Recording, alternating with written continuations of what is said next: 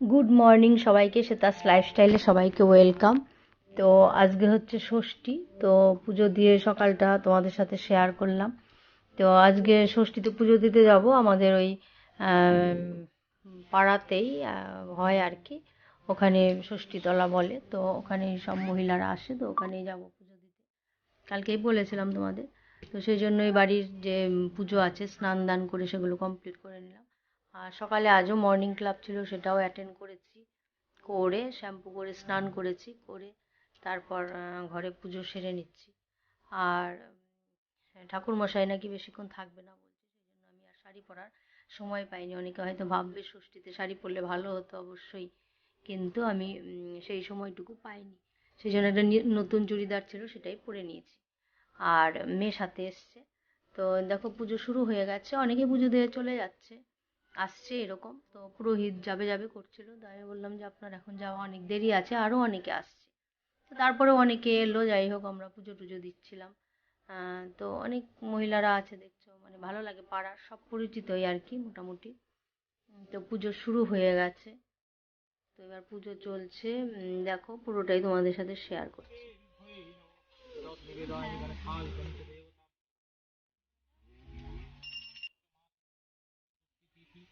বলুন একবার।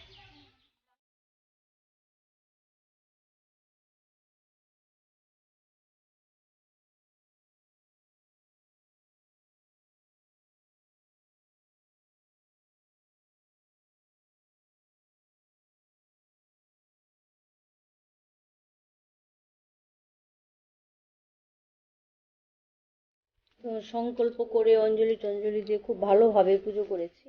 আর আমার শাশুড়ি যেহেতু অসুস্থ আর কি, তো আমি এই জন্য দুটো পাখা নিয়ে গেছি। ওনারটাও আমি করেছি, মানে আম ঘষতে হয়, দুটো আম নিয়ে গেছি।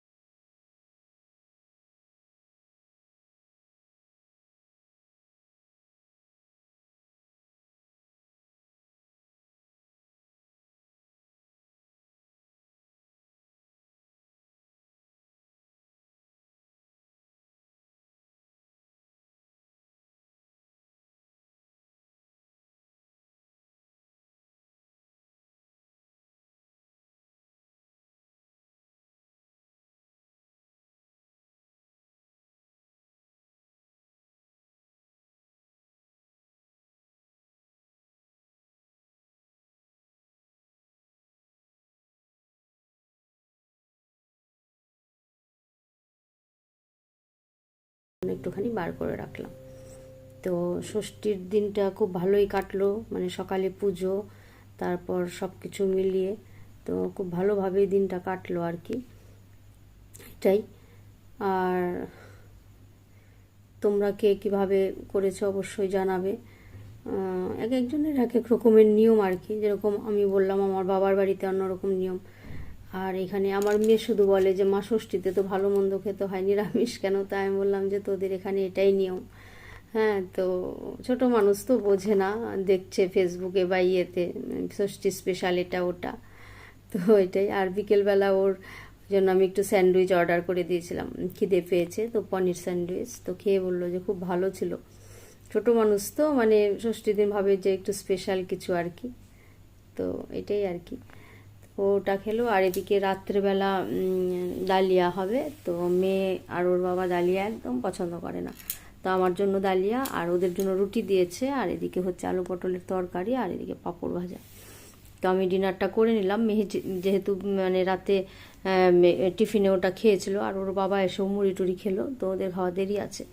তো আমার ডিনারটা কমপ্লিট। তো আজকের মতো এখানে ভিডিওটা শেষ করছি। সবাই সুস্থ থাকবে, ভালো থাকবে, আর আমার ভিডিওটা কেমন লাগলো অবশ্যই কমেন্ট করে জানাবে আর কি।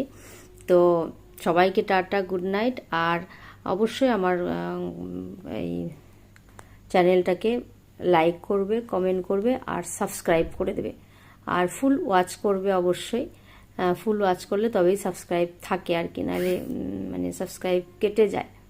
তো আজকের মতো টাটা বলছি সবাইকে। তো গুড নাইট সবাইকে।